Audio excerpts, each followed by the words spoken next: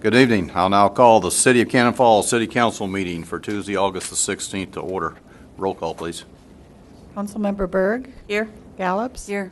Holst. Here. Johnson. Here. Mattson. Here. Schoblum. Here. And Mayor Robinson. Here. All please stand for the Pledge of Allegiance. Pledge allegiance to the flag of the United States of America and to the republic for which it stands, one nation, under God, indivisible, with liberty and justice for all. Good evening, everyone. Welcome to a rainy night outside a good time to be inside for the meeting. At this time, the chair will take a motion to approve the amended agenda as submitted. So moved. I'll second. Motion by Merle, second by Rod. All those in favor? Aye. Opposed? Approved. Moves us on to item 5 this evening, public input. Citizens may speak to issues not on the agenda. Before speaking, please give your name and address for the minutes, and please limit your comments to 3 minutes. Hey, Rosie. Hey, Rosie Schluter, Stanton Township. Well, I've been here before, and we finally accomplished it. We're going to have the dedication ceremony for the addition of upper body exercise equipment along the city trail this Friday at 10 o'clock. Flagship Recreation is bringing down refreshments. They're bringing down the ribbon and the whole schmear. I haven't been able to do that before, so you're probably familiar with it. Robbie is going to speak for 2 minutes, right, Robbie? 1. Okay, I'm kidding. If any of the rest of you can come, we'd sure appreciate it. The sponsors it was just so great, and the way Tom has got the equipment set up along the trail, and we're seeing people using it, and they're having a good time, and it's just, I'm so pleased, but please don't ever let me get an idea for another project, okay? Promise me, don't let me do it.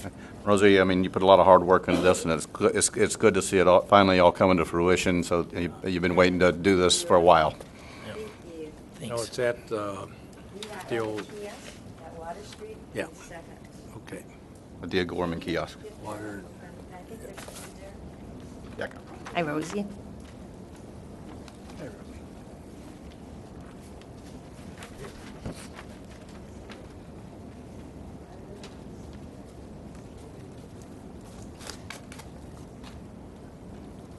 I'd like to see you there, but Never know what my days bring. So you gotta do a 20-minute exercise on there? Maybe.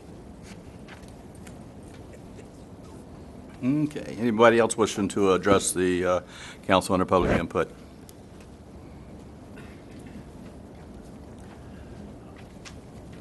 I think my name's Babe O'Gorman. There's kind of a disturbing trend going on, and I'm kind of concerned about. I've been to 2 planning commission meetings and sat, and there's been no quorum. There's apparently 2 vacancies that haven't been filled. And they will be filled. They'll be filled by the next meeting. Yeah, I understand all that, and it's not hard for me to figure out how they got filled, but it isn't my job to fill them. It's yours. Understand that. And I've asked for people to come forward. Well, I haven't ever heard of it being done, and it's now, the middle of August, and I think this is supposed to be done around the first of the year, isn't it? Well, you can ask. If people don't want to show up, babe, what do you do? Well, it was pretty simple for me. I went home after finding out that they'd been vacant all year, and I got up the next day and went to work. And in the course of my duties at work, I made 2 phone calls to 2 friends and told them that our community could use a little help. Would you consider doing this? 2 for 2. Okay? It's not that tough, but you do have to make an effort. Yep, and I have. Well, it isn't much of an effort in my opinion, sir. Okay, you're welcome, sir. Now, we got other problems going on, and that I view as a problem, and it's citizen participation. And from what I understand, we've got a whole bunch of people going to sign up to for the next election, which is great, isn't it? That's good. But the police commission is all but defunct, from what I understand. Maybe you can help me out there. I don't know. I haven't been to a police commission meeting in 20 years, but, It's not defunct. well, when's the last time they met? We met a month ago. Probably about 6 weeks. Yeah, Yeah. And so how often does it meet? as needed. And so do you have, is it fully staffed with citizens? Police commission? Yeah, totally. There's no vacancies. Good. So when's their next meeting? I don't know, probably going to be October. We've got Okay, so a- you don't have a monthly. No, we haven't had a monthly for quite a while. They were monthly when I first came because we were going through, what was it, avian flu pandemic planning or something. Once we got through with that, we really didn't have a reason to meet monthly. So they moved to every other month, and then we moved to as needed. We typically meet at least twice a year, if not quarterly. Just kind of depends what's going on. We have them when there's hiring to be done. That's a function of the police commission. Well, Also I was, review ordinances. Excuse me. I apologize. Yeah. I was finishing. The other thing that happens is they review ordinances that are being prepared. well, I was on the council for, I think, more than 13 years, and they had them every month. Well, things have changed, babe, and thanks for, your concern. When you move back in the city, then Believe me. We're about it at that Things time. have changed. The other concern I have is about the park board. Is there a park board anymore? nope. There's no response, or, no? It's tough. It was not a one. hard question. Nope. That was taken under the umbrella of Public Works Commission. We had the same problem filling with members, getting everybody to make it, getting quorums. So it was disbanded maybe 2 years ago. Well, if you need some help finding some people, you let me know how many you need, and I'll bring them in here. Now, back to the planning commission, because it didn't meet for 2 months, and there is one fellow, I'm not in a big urgent rush here. I just got a couple tracts of land here that I'm going to have rezoned, and it's not a big deal to me, but there's a couple businessmen that are in here. One that is trying to rejuvenate Grandpa's garage.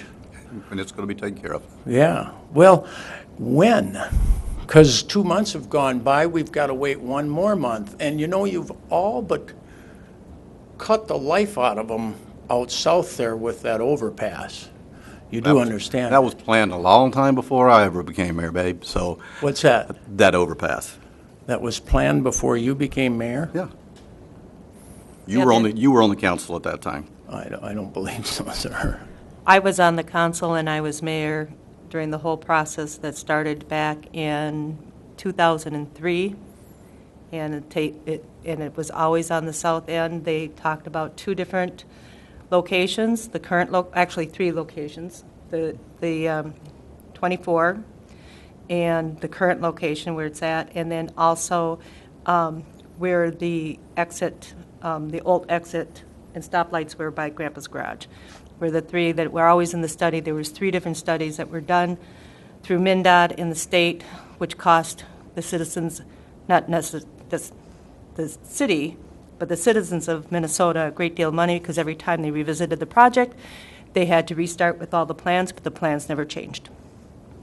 So there's a very short recap, but it was always the primary spot, and long before Mayo purchased our hospital. So, Well, at any rate, the planning commission has not met, so my point is, are we going to get these appointments taken care of tonight so that we can proceed with a planning commission meeting and help the poor fellows out? We are going to take care of it, babe. Good. Thanks for your time. also, just as a comment and a follow-up in regards to the police commission, that also has been off and on, done as needed. Back in 2005, 2006, we went that route with that because there wasn't always a necessary reason to meet. So it isn't unheard of, I guess. I mean, you don't have to have meetings, you just have meetings, unless you've got something that really needs to be looked at. Anybody else wishing to address the council under public input?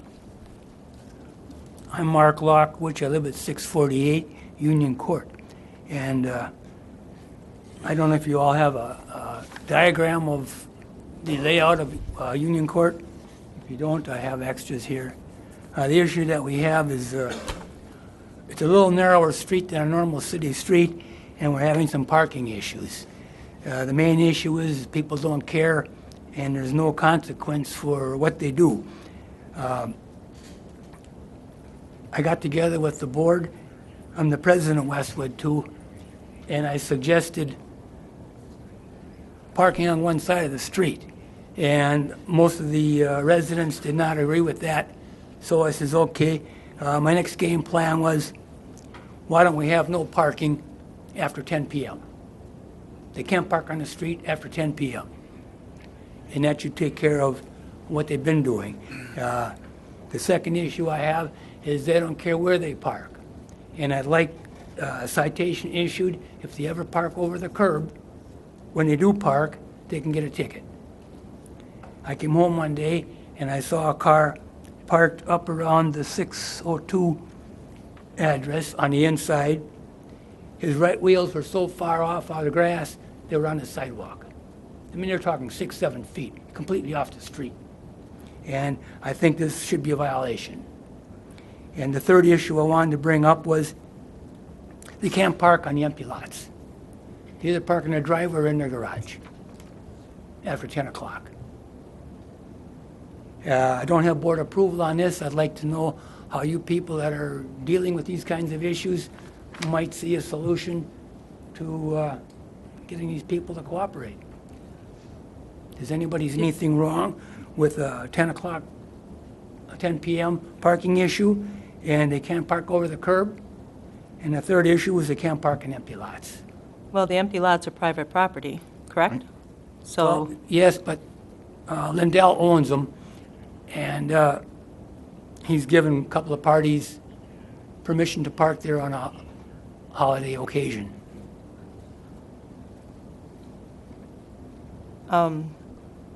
is it, yeah, it's an association? That street belongs to the association, correct?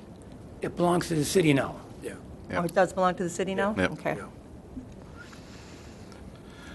Is that one of the narrower streets, Jeff, that we, Up until about a week ago, I was unaware that we had gotten the street. I knew that the city had taken over the lift station. I was unaware the city had taken over the street. Yeah, I wasn't. I don't know what the width on that street is. I would suspect it probably is slightly narrower than our normal streets. I think it's wider than the Primrose, which was a private street, still is. But I don't know the exact dimensions on this. Maybe Tom would know. 27 feet. So it is narrower than ours. I mean, could Well- we look at making it, since it is a city street, parking on only one side? Certainly, the Public Works Commission would probably be the starting point for any of those discussions. And then, signage, however you wanted to do it. You could do it, inside, outside, north, south, whatever, Yep. you determine to be the best. You could restrict it to hours. It's just appropriate signage is going to be needed for any enforcement. Yep. Again, I wasn't aware of the vehicle parking up on the sidewalk or almost onto the sidewalk. Certainly, that would be something that had we received a complaint on, we would have issued a citation for, because that'd be more than 12 inches from the curb. But in those situations, probably the best thing to do would be to just call and report it so the officers can go up and I'd like to inform the residents of Westwood that there are rules and you can't park over the curb. And if the, I think the message to inform them would be is that the same rules now apply that would apply to any other city street. 12-inch, Yep. you can park on the grass? Union Court had been a private street when I arrived in 2000 and end of 2007. So they're probably used to just being able to park however the association allowed them to do previously, as we didn't do any enforcement on it because it was a private street. Okay. So No, that's- there'd be a little education to it, but yes, the message would be is that they needed to treat it just like any other city street would be treated. The issues that I got back from the owners was there's a greater footage on the perimeter than the inside, but the negative side is there's 3 residents on the inside. And potentially, there could be 17 driveways on the outside. And that's going to reduce the parking. That's why I thought, why go back and forth on inside, outside? Why not just say no parking after 10 p.m.? Right. Again, that would be something that I'm sure the Public Works Commission would look at. We already regulate distance within driveways, within mailboxes, that type of thing within our city code, our city ordinance. So I'm sure that the Public Works Commission would be looking at the structure of driveways and mailboxes and that type of stuff and trying to figure out the best way to structure any parking restrictions. How far can you park on either side of a hydrant? I believe it's 10 feet. Okay, Mailboxes are also 10 feet. all right, thank you. Can you guys look at putting that on the next Public Works, and then get a hold of Mark and so he can attend it and bring up the issues?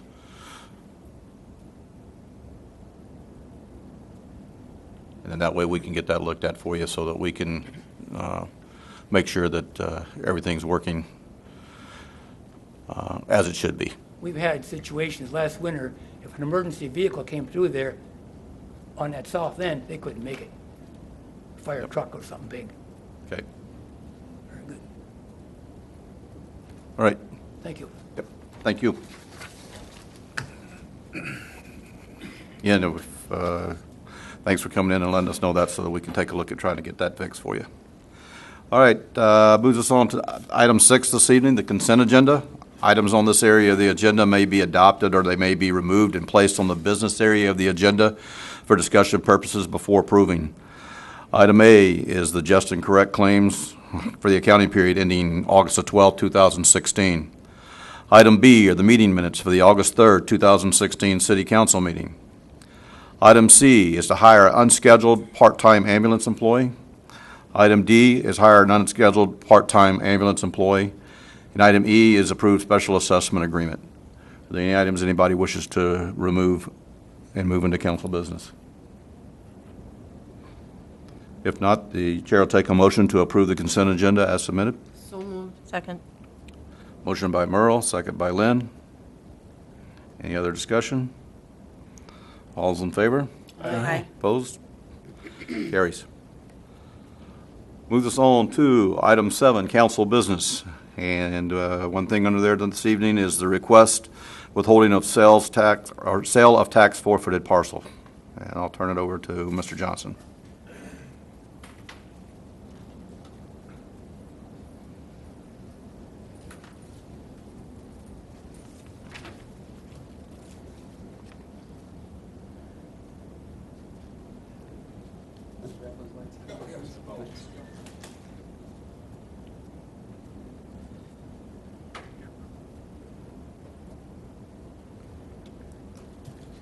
Okay, thank you. Introduction of this is a piece of property that's tax forfeited, and the county has the option of putting it up for public sale, or has a requirement to put it up for public sale, unless the local government wants to actually acquire it, or at least tell them to put a stop on the sale, potential auction. So this piece it's actually part of the outlot. It's outlot A of the original Sandstone subdivision. And that's kind of the big picture of it, showing location. Here's a little closer up with coming off of 25 here. This is where the barricades are off of 25 that you see coming into the kind of a mess of a subdivision that was tax forfeited several years ago also. We have been working, or actually the Southeast Minnesota Multi-County HRA has been working on looking at the possibility of doing a housing development project in this area. They hired Stantec engineering firm to do a feasibility report for them for potential redevelopment. They've reviewed their report. And they do think that there's potential for development in particularly the eastern portion of that subdivision, right as you come off of 25, perhaps for some multifamily. They're still exploring it, and for that reason, this parcel, it would likely be, in our opinion anyway, we discussed this at that meeting that we had with them, the staff meeting that we had with the HRA. That doesn't show up very well. And agreed as a group that it would be best if council basically put in a request to Goodhue County to put a stop on the potential auction for that, and put a hold on it. They can hold it for 6 months before doing so.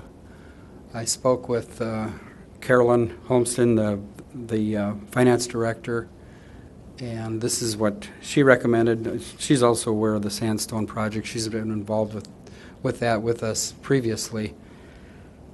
So what we're looking for is one other note. There's an inaccurate statement in that there's a water main through that outlot. There's actually a sewer main and a storm sewer. There is no water main that runs directly through that, but it runs basically right through here into the subdivision, and there's a lot of it is under an easement, a utility easement. But anyway, the request then is to request that the county not put that up for auction. And Carolyn said all we'd need is a motion. The motion's in your packet. And there's no cost to the city for that, correct? There is none. But all the sewer and all that stuff out there is no good, right? Well, not necessarily. There are service lines that have had issues, as far as we know. I'm not sure the last year that anybody looked at the storm sewer or the sanitary. We haven't had, Tom, maybe you want to speak. We've had no issues with the sanitary or the water main. The service laterals, they were disconnected in 2008 because of a lot of leakage going on. We had a hydrant testing done approximately 2003 or 2012, and we found no hydrants to be leaking. So it seems like the main is in good place and good footings in the road bed, but everything that goes off the road bed is pretty sketchy. The HRA or Semtra would, that'd be part of their thing, is that they'd need to check that out before any development, do due diligence. They would they would pay for that part, right? That would be the idea, yeah. Yeah, because Yep. I don't want to see us spending any No, money. no. No, I mean, we know that there's some lots that are buildable, and I mean, Right. hopefully there are going to be some lots that are buildable so that we can do something, because that place is an eyesore that we need to try to get something back on the tax rolls and try to recoup some of the money the city lost when they did that project a while back, so. So, because of the soil issues that are up there, can they do city water and stuff, or is that going to be? Yeah, they would be looking at city water and sewer. That would be, they had this study done, was soils and so forth, so wasn't a very elaborate. That's the biggest issue up. I mean, that was the whole issue, is once they started the project, they found out that it was that certain clay, and they became unbuildable land. Yeah. Because they moved They're- too much they're- of the topsoil around. Yeah, and their engineer was well aware of the issues, and Okay. they're well aware that that's why it hasn't been developed also, so. Any other discussion? This time, the chair will take a motion to approve the motion requesting that Goodhue County withhold the sale of the tax forfeited parcel 52.456.0090 for 6 months to allow for continued planning within the Sandstone Ridge subdivision. I have a motion by Merle. Second by Kathy. Any other discussion? All those in favor? Aye. Opposed? Can I add one thing to the agenda this evening under council business? If you want to add something, just have a motion to add whatever item is, and Okay, well, motion to go ahead and assign the two individuals that have applied for the planning commission. I'll second. Got a motion by Merle, second by Rod.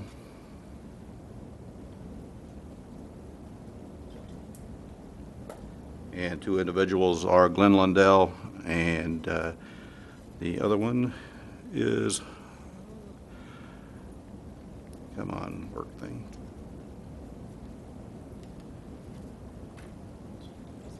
Is Mike Daniels. Have both applied, and I read through their applications and feel they'll be a good fit. Second. Second. Okay. Any further discussion? All those in favor? Aye. Opposed? He already That got carries. Good.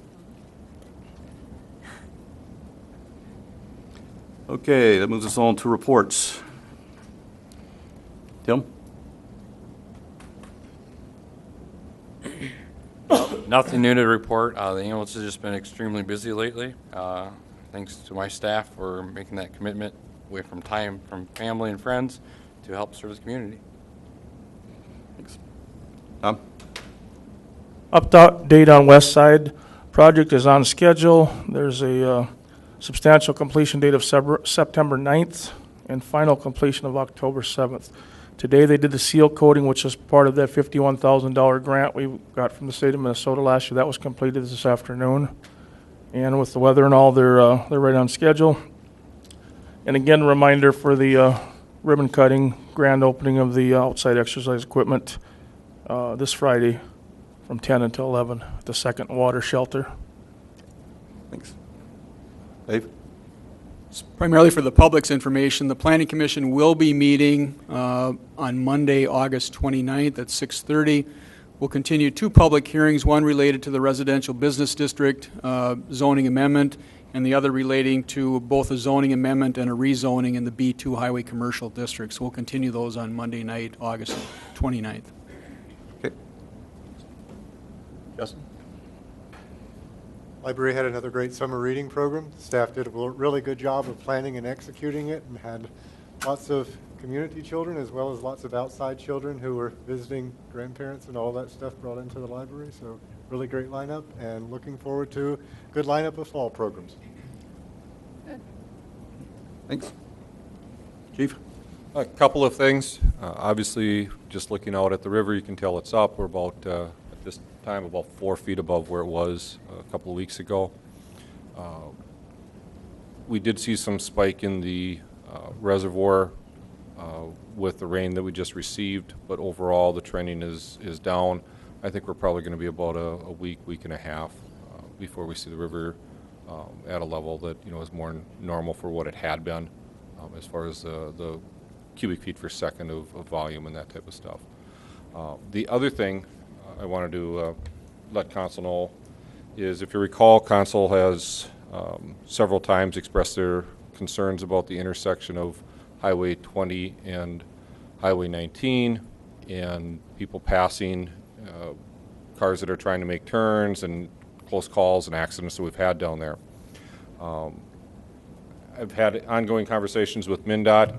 If you recall, one of the things that they did with their project about 4 years ago, 3.5 years ago, was put those bump outs, and so they've been monitoring since. One of the engineers sent me what they're planning to do, and they're planning to continue the lane striping that comes into town but stops at the bridge.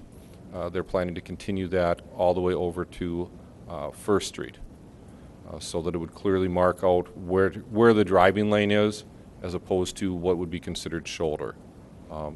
They debated on putting a turn lane in, but because of the width on the intersection, they would have to essentially remove parking stalls. And I expressed that we really don't want to lose any parking stalls, and so they decided that they would just stripe out the lane of traffic to provide better visual guidance to motorists that they shouldn't be crossing the solid white line to pass other vehicles on the right. So no action is needed from Council. It's MnDOT's highways. They just wanted to make me aware of what they're thinking there, or what their plan is going to be now, and so I wanted to bring it to you guys so that you were familiar with it. Do we think striping alone is going to help? I'm hoping will help a little bit. I've asked for signage and stuff, and they are very reluctant to add additional signage because there's already a significant amount of signage because of the intersection. No passing on the right would be really helpful, but they're going to try this first, and we'll see what happens after that. I think they're spinning their wheels. Yeah, maybe. We'll find out. Yep. That's all I have. Got just one item. We'll be bringing you an agenda item for the next meeting. We've been in discussion with George Eilertson with Northland Securities about potential bond refunding. He might have mentioned it when he was here at one of the last meetings. But with bond rates down historically low, we're looking at the 2011 and 2013 bond issues of maybe refunding those and issuing at a lower interest rate. So George will be here at the next meeting for that.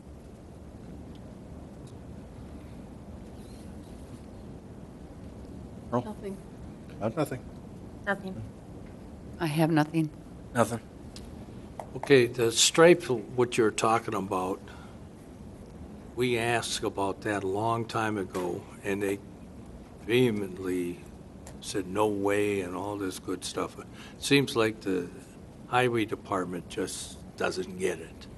And this weekend was another thing. I wasn't in town, but I've had complaints from people all over the place saying how bad it was and that, and people trying to have to turn to go, to get to Highway 20 and stuff like that, I guess. Why, since they think the roundabouts were so good, why didn't they get them off there? So it would have been a straight shot through. Actually, a lot of people got off at the roundabouts thinking they? they would shortcut and found themselves pretty much at a standstill about Super Yeah. America. Yeah. So everybody was backed up, Yes, I'm sure. it 'Cause I know I was in Decorah, and I was hearing it down there from people, and gave them how to get home without doing things, so. Yep. This execution by MnDOT on this was not very good. No. I mean, is there a They way said that we they were can? going to have troopers at the intersections. Yeah. My Well, I guess there understanding was is we had a trooper at 19 and 52. We had one in town for a little while, but they were not at all the didn't do intersections anything, all the I time. was told. There was one at 20 and 61 Okay. at the north end. Okay. Yep, because I sat in line for about 5 minutes before I could turn. There And there was at least a mile of cars Yeah. waiting. Yeah, I'm actually surprised, given the volume of traffic 52 carries, that they didn't make a longer detour and utilize 4 lanes. Send them essentially maybe over to Owatonna and up and back into the metro. Through the major thoroughfares to run them through Cannon Falls and through 56 through Randolph.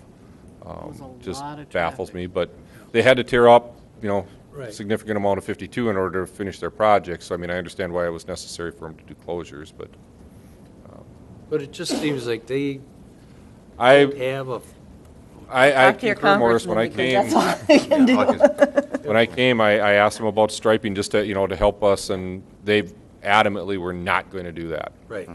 And I didn't even ask for this. This is what they came to the conclusion they were going to do. I was asking for, let's get so right lane just moves right, so they can't go straight. And they came back and said, no, we can't do that because of the width. And so this is what they came up with. All I can figure is that maybe they've had some retirements and, there's new people there that are. Well, we can just put a police officer sitting right there with his car, and that'll help. Sometimes for a while we were doing that, and it's just one of those intersections that is complicated and has been, I'm guessing, for many years before I got here. And I'm hoping this will make it better. We'll find out. But it would be nice to let the state know that we're unhappy. One thing I was told today would have been nice if we could have handed people stuff, as they came through town or whatever, to make them laugh, but Guess it was too short of a notice. The Whatever. notice on that one could have been a little bit longer. Yeah. For us, we found out less than a week's notice on it. That's it. Anybody else? By the time we meet next time, school will be in session, so watch out for the kids returning to school when you're driving on the streets. And with that, Chair will take a motion to adjourn. So moved. Second.